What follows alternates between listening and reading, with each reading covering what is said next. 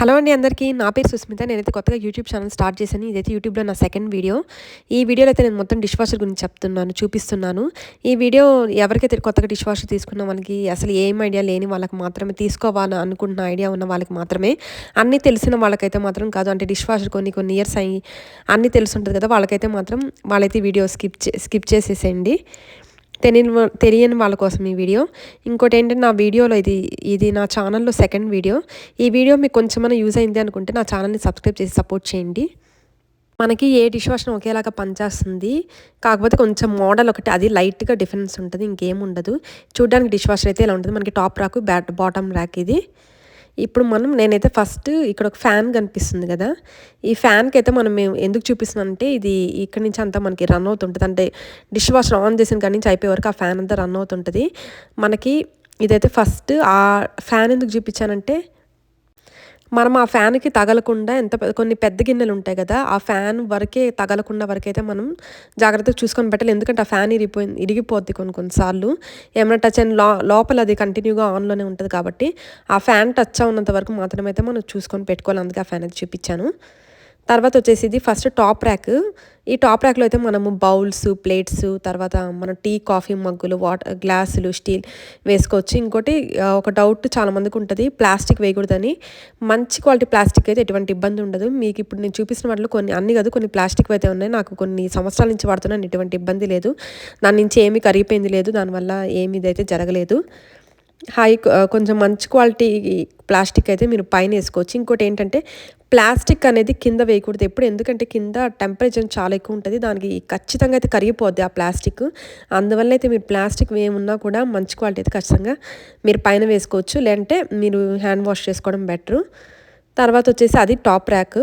ఇప్పుడు నేను చూపించేది వచ్చి బాటమ్ పక్కన ఇలా ఉంటుందన్నమాట. మనము స్పూన్లని, అంటే ప్లాస్టిక్ కాదు, ఇవి ఉంటాయి కదా, మనం స్టీల్ స్పూన్లని, తర్వాత స్పాచులా, తర్వాత నైఫ్, తర్వాత మనకి పీలర్ ఉంటాయి, ఎల్లో కలర్లో కనిపిస్తుంది పీలరు. ఇవన్నీ అయితే మనం సైడ్గా వేసుకోవచ్చు. సైడ్ మనం సపరేట్గా ఇస్తారు స్టాండ్ లాగా, అలా వేసుకోవచ్చు. నెక్స్ట్ వచ్చేసి ఇది బాటమ్ నుంచి చూపించేదంతా. ఇక్కడైతే నేను చాపింగ్ బోర్డు, స్టీల్ వెజిల్స్, ఇడ్లీకి సంబంధించిన, తర్వాత పాల గిన్నెలు, రైస్ కుక్కరు, తర్వాత ప్లేట్ మీకు కనిపిస్తుంది కదా వైట్గా, ఇవైతే పాల గిన్నెలు ముందర కనిపించేటివి. మామూలుగా అయితే నేను ఎప్పుడు వేసినప్పుడైతే ఖచ్చితంగా మనం వంట చేసిన పాత్ర వెనకాల ఉంటుంది. అది కరెక్ట్గా ఫ్యాన్ కింద వరకు ఉంటుంది. ఇప్పుడు నేను వేసినప్పుడైతే అది లేదు. అక్కడ కనిపిస్తుంది కదా మీకు, ఇడ్లీ పాత్ర కూడా వేసాను. అది చూపిస్తున్నాను. పాల గిన్నెలు అవన్నీ అయితే మనం కింద వేసుకోవాలి. ఎందుకంటే మనకు పైన అయితే టాప్ ర్యాక్లో అయితే మనకి ప్లేస్ ఉండదు. మనకి దానికి కూడా స్పైస్ ఉంటుంది. ఆ స్పైక్స్ ఉంటాయి కాబట్టి మనం సపరేట్గా అయితే పెట్టుకోవచ్చు.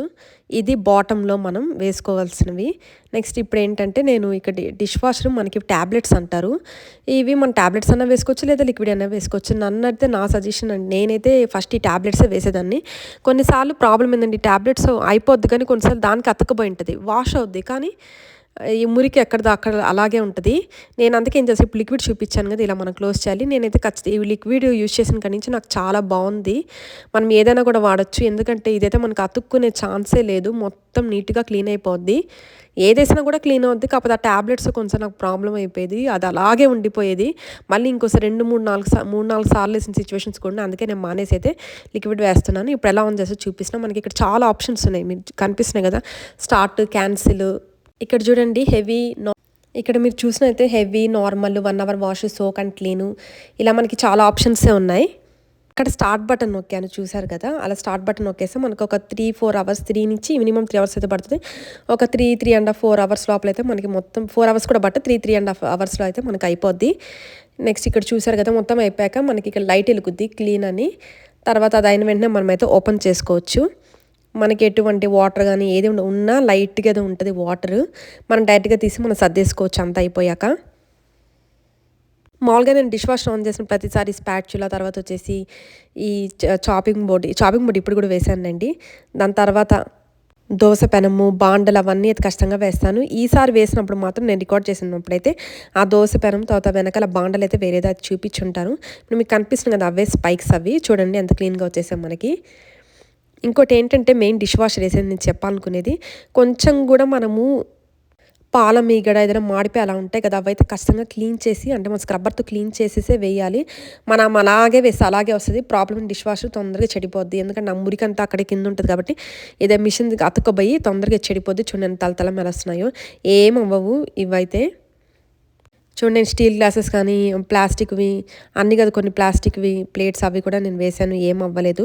ఆ చిన్న స్క్రాచ్ కూడా అయితే పడదు వాటికి. ఇంకొక టిప్ ఏంటంటే అన్నం మెతుకులు కానీ కర్రీస్ కానీ అలాగే వేసామో తొందరగా చెడిపోద్ది, క్లీన్ అవ్వవు, ప్లస్ చెడిపోద్ది డిష్ వాషరు. ఏదైనా మనం క్లీన్ చేసి వేయాలి. ఇంతే అండి వీడియో. Thanks for watching.